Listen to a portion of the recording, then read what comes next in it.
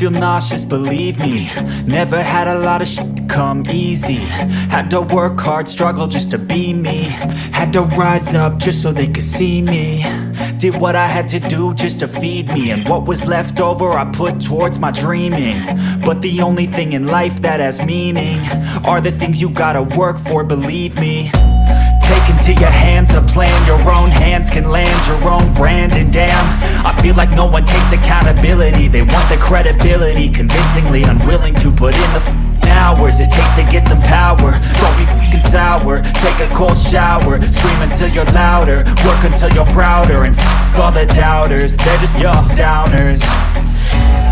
I swear to God they all let me down. I always fought just to wear the crown. I'm off at these fucking clowns who were all taught they deserve an ounce. It's only worth it if you work for it. It's only worth it if you work for it. I won't stop till they hear me now. I won't stop till I wear the crown.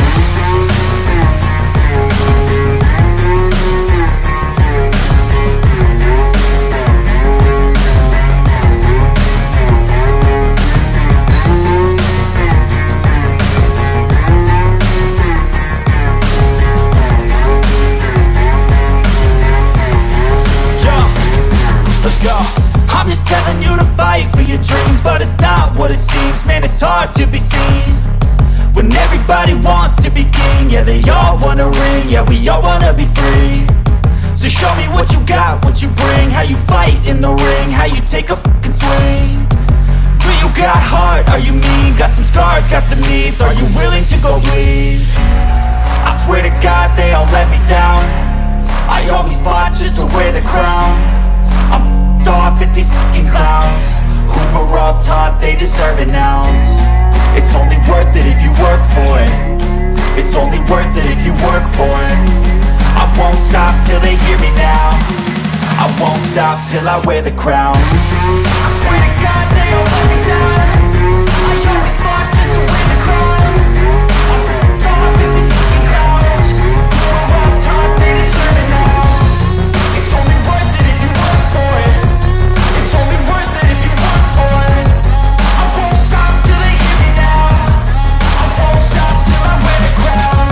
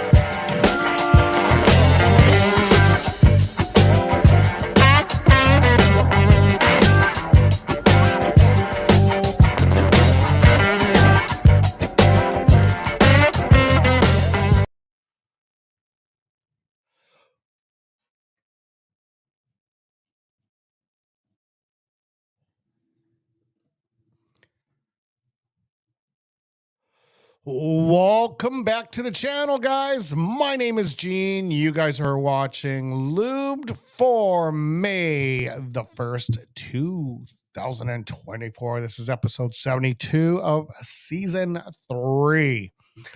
Wow. A lot of stuff has been happening since we last spoke, guys, as a few series have finally wrapped up. A very pivotal one going on right now between Dallas and Vegas. Some surprises. Winnipeg, wow, being ousted 4-1 in that series against Colorado. I mean, I'm not to say Colorado is a lousy team, but Winnipeg owned them all year round, and yeah, they can only muster up one win against them. Colorado's in beast mode, man. They worry me right now the most out of all the teams.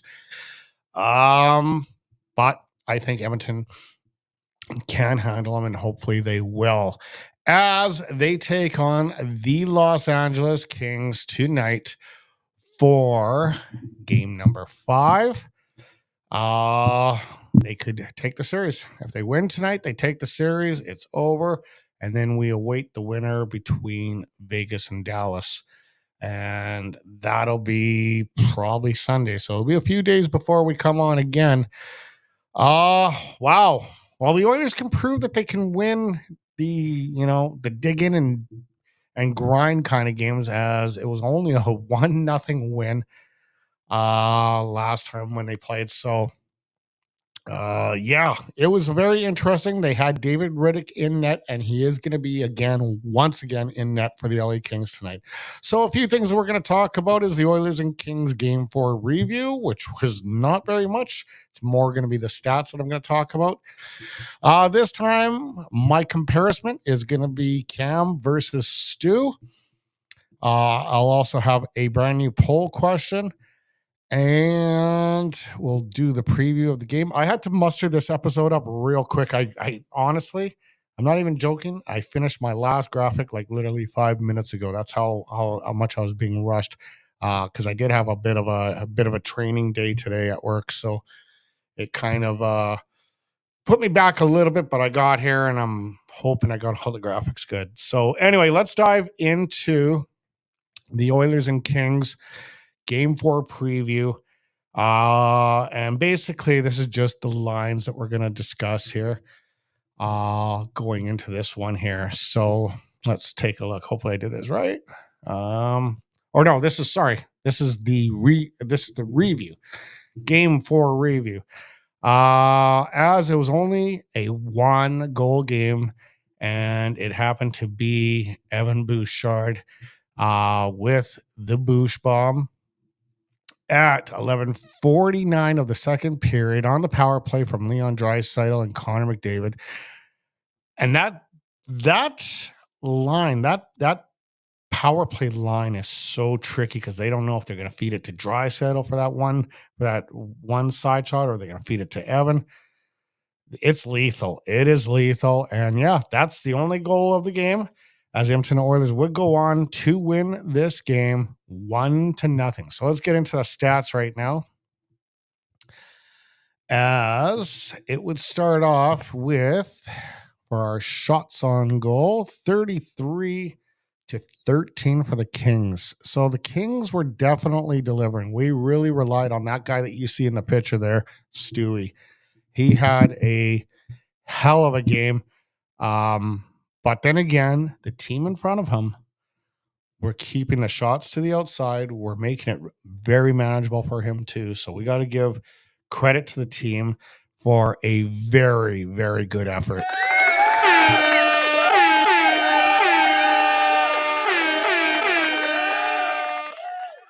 Okay, so we'll move on to the hits, 44-27.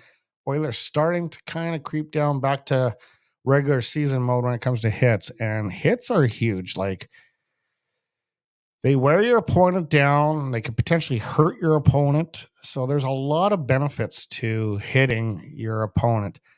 Oilers need to be a little bit more aggressive, because if they're going to constantly take the pounding, this could eventually lead to some injuries.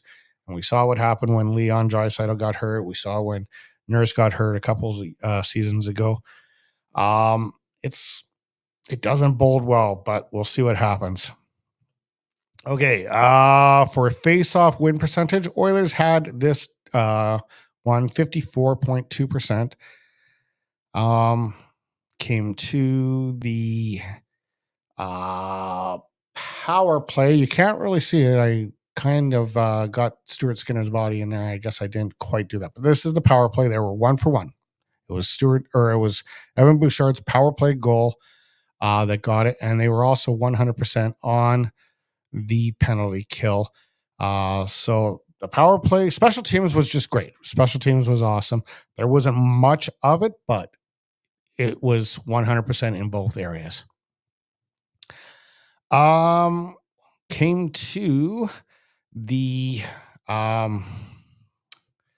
this is the what is this stat again? This is the block shot stat. So again, I got Stuart Skinner's body in there. Again, I was rushing a little bit tonight to get these graphics and all that together. But this is the block shots, 19-17. As far as the efficiency goes, it was 58%. Kings were 131%. Now, you might wonder, how did you get to 131%? They just blocked that. They were that more efficient with their block shots, even though it was only 13 shots, but they were 113% as far as the efficiency goes. My third star in this one is going to Adam Henrique with 6 hits. I'm going to give my second star to Evan Bouchard. I know he got the game-winning goal, the power play. He was the one. But I have to give this one to Stewie. This guy earned it. He had a couple tough games already in the series. The first game wasn't such, or I think the second game was not a very good outing for him. So I am going to give it to him, and it's also his first career playoff shutout. So yeah, a shout out to the guy who got the shutout. So right on. Way to go, Stewie. All right. The game starts in roughly 50 minutes. I believe it's a 7 o'clock start, or is it 7:30? I'm going to have to look. Like I say, I'm running a little bit behind today, guys. So bear with me. So on this episode, I'm going to still stick with Cam Talbot because he's played already the majority, even though it looks like David Riddick is going to probably be running the rest of the series because he did play pretty good. He only allowed 1 goal, but unfortunately that 1 goal was the lethal goal. So going into tonight's game, Riddick's going to be playing. I'm going to discredit that as far as this comparison goes. So let's get into that right now. If it will move into, there we go. Okay, so the things that really stand out for me when I look at these two goalies and their comparisons, Stuart Skinner has a better high danger save percentage than Cam Talbot. Cam Talbot is actually very poor in this department. He is also better in the goal differential per 60 by quite a bit. Where they're kind of close is goals for average, and that's the only thing. And then other than that, point percentage, I mean, really, Stuart Skinner is now the better goalie, so that is a good thing. He has a 919 save percentage. Cam Talbot with an 861 save percentage after 3 games. And for Talbot, it's after 4 games. Or for Skinner, it's after 4 games. When it comes to the areas I think of weakness when the shots are being fired, one area of weakness for Stuart Skinner is definitely right in front. I'd basically almost right where the hash marks are in their offensive zone. He's already let in 23 goals in that area, but Talbot's also let in 26. And then they got very similar numbers right around the blue line area, as they both have 9. Talbot's at 6 in the middle, And it seems like Skinner is kind of a little bit of a weaker on that one right hand side from the top point there. But I mean, that's tit for tat. Like, I mean, it's not a big deal. Uh Cam Talbot has let in, basically the same. Well, actually, his right side is not that bad. Stuart Skinner has let in 14 goals on that far right hand side, whereas Talbot has let in 7. So where he is below average is definitely up in the top corners there. So yeah, there you have it. They're very similar in a lot of ways, but a lot of it is like, if you ask me as a coach, where would I direct the pucks on Skinner? I would probably say on the right hand side. Um, Even though the numbers are kind of similar, there has been more goals, more activity, or crash in the net. Crash in the net has definitely affected Skinner as well, but that has affected Cam Talbot. So, it's a tough to really, really assess, because they have very, very similar, um, very, very similar stats as far as the numbers go. So, yeah, I don't know where Riddick applies to. I mean, we'll see what he does tonight. But yeah, that's, this, I think the series might be over tonight. I'm hoping. But we'll see what happens here. Okay. Let's get into the poll, and I don't have any results tonight because I was, like I said, rushing to get this episode together. So I don't have any of that, but I do have a new question. And the question is,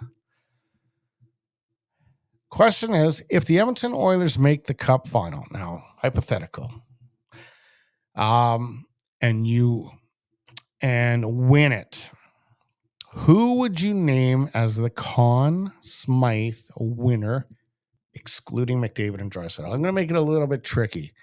Who would you make as the or who would, at this current time, what have you seen through this sample size, is your best players? And there is 4 options there. You'll have to scan the QR code to find out those options. I think I know who I would pick, but I'm not going to mention it. You guys have to check it out. And that's all I have for that. As far as the bracket challenge goes, I think it has officially closed, so I'm not going to even advertise that. But yeah, again, guys, I'm rushing through this episode to just to get through it, because it was a long day and I am exhausted. And we'll figure this one out. Let's do a quick preview, which is basically the line changes that have changed since the last time they played.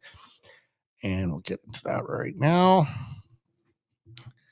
So for the line changes, the only changes is Holloway bounces from the 4th line.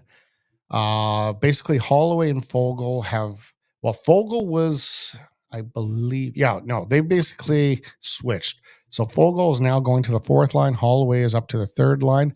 And Derek Ryan will draw in for what's his name? Oh, I'm tired, guys. The guy that came from Anaheim. I can't.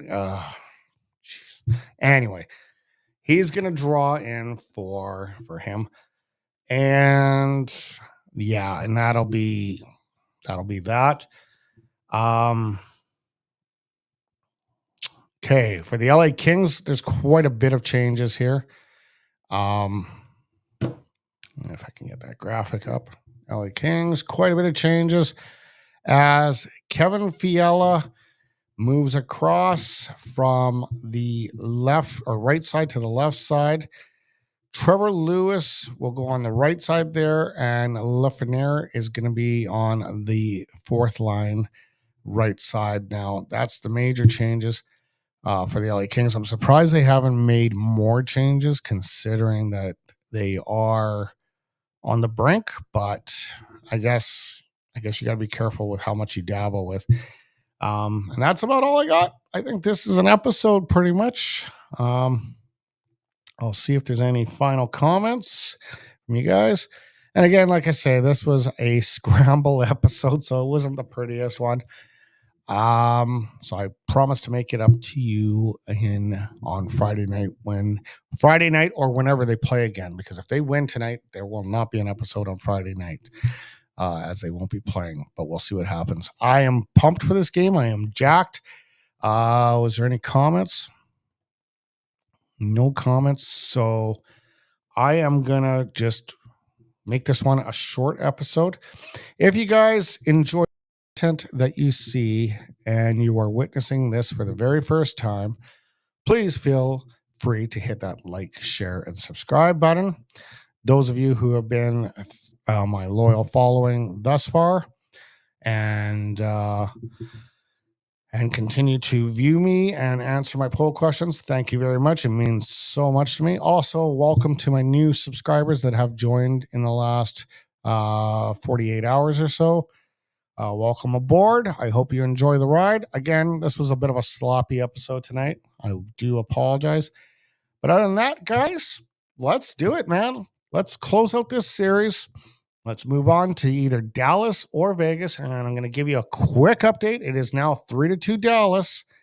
So Dallas is now, with 1 minute and 15 seconds left in the second period, in control of that game. So we'll see what happens. Anyway, guys, I will see you either Friday or Saturday to do the recap, or I'm going to wait until the series between Dallas. So the way it would work out is if Edmonton closes out the series tonight, I will wait until the Vegas and Dallas series closes out so I can give you guys a series preview. If they don't close out tonight, I will be back Friday for episode 73. All right, guys, you have a great evening. Enjoy the game and go Oil, go.